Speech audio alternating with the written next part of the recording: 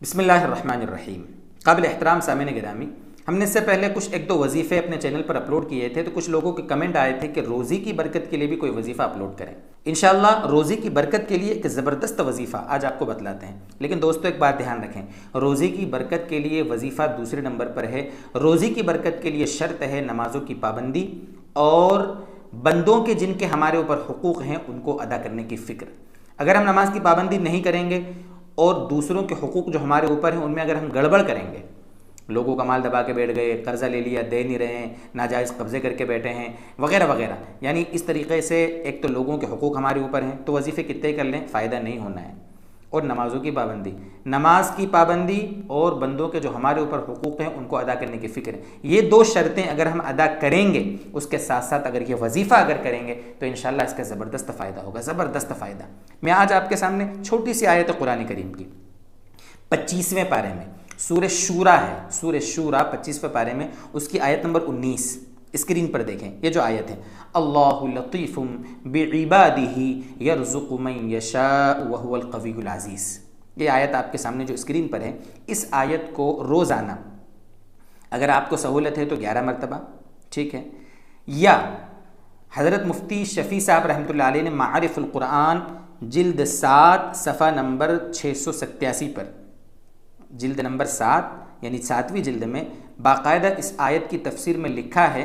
हज़रत हाजी इमदादुल्लाह मुहाजिर मक्की रहमतुल्लाह अलैह के हवाले से, बहुत बड़े अल्लाह वाले गुजरे हैं, हज़रत थानवी के भी शेख थे, बहुत बड़े अल्लाह वाले गुजरे हैं। हज़रत के मुजर्रबात में से इसको नकल किया हज़रत मुफ्ती शफ़ी साहब मुफ्ती आज़म ने कि इसको फ़जर की नमाज के बाद, फ़जर की नमाज के बाद चाहे तो 11 मरतबा आप पढ़ लें, ठीक है, फ़ायदा होगा उसका, लेकिन ये मुजर्रब है बुज़ुर्गों का कि 70 मरतबा आपको बिला नागा पढ़ना है फ़जर की नमाज़ पढ़ने के बाद।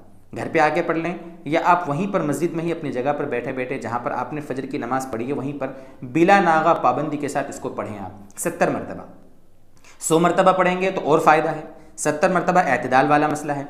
इस आयत को पढ़ना है, आप आगे पीछे दुरूद शरीफ पढ़ लें, बहुत अच्छी बात है। जो भी अपने अज़कार है औराद है उनको पढ़ें, अपनी अपनी जगह है, सब सूरह यासीन पढ़ें। इसी तरीके से और भी जो तस्बीहात बताई जाती हैं, ज़िक्र हैं, उनके साथ साथ आप इसको पढ़ें। इसका फ़ायदा है रोज़ी की बरकत के हिसाब से ज़बरदस्त है, कभी रिज़्क़ की तंगी नहीं होगी। लेकिन उसके लिए शर्त है फ़जर की नमाज़ पढ़ना। कभी किसी वजह से फ़जर की नमाज़ में नहीं उठ पाए, ठीक है, क़ज़ा हो गई, अल्लाह से माफ़ी मांगे। क़ज़ा जब आप पढ़ लें फ़जर की नमाज़, उसके बाद आप इसको पढ़ लें। रोज़ाना क़ज़ा नहीं करें फ़जर की नमाज़, किसी वजह से कभी हो गई है तो ये मजबूरी का मसला है। वरना दोस्तों बुजुर्गों, ज़्यादा जो बरकत हासिल होगी वो कब होगी? फ़जर की नमाज जमात से पढ़ने के बाद आप अपनी जगह पर वहीं पर बैठे बैठे बिला नागा एक बैठक में आप 70 मरतबा पढ़ें। आसान है, 2-4 8 बार पढ़ेंगे याद हो जाएगी आयत और आसान अमल है। फ़जर की नमाज के लिए थोड़ी आपको कुर्बानी देना पड़ेगी। फ़जर की नमाज भी फ़र्ज़ है वैसे भी, इस बहाने कम से कम फ़जर की नमाज की पाबंदी हो जाएगी और दूसरी नमाजों की भी पाबंदी हमें करना है। अच्छा, कितने दिन करना है आप कमेंट करेंगे तो सोचा मैं यहाँ उसको भी बता दूँ कि इसको अपनी ज़िंदगी का मामूल बना लेना है। मामूल मौत तक, जब तक हमारा कारोबार है, रोज़ी है, बरकत है, हम चाहते हैं, हम कहीं नौकरी करते हैं या जो भी हमारा मशगला है, तो जब तक हमारे साथ हमारी सांस लगी है, जब तक मौत तक हमें इसको अपना मशगला बनाना है। जैसे नमाज फ़र्ज़ है ना मौत तक, ऐसे ही इसको भी लाजिम समझ के करना है। इंशाअल्लाह इसका हमें भरपूर फ़ायदा हासिल होगा। अल्लाह ताला हमें इसकी तौफ़ीक़ अता फ़रमाए।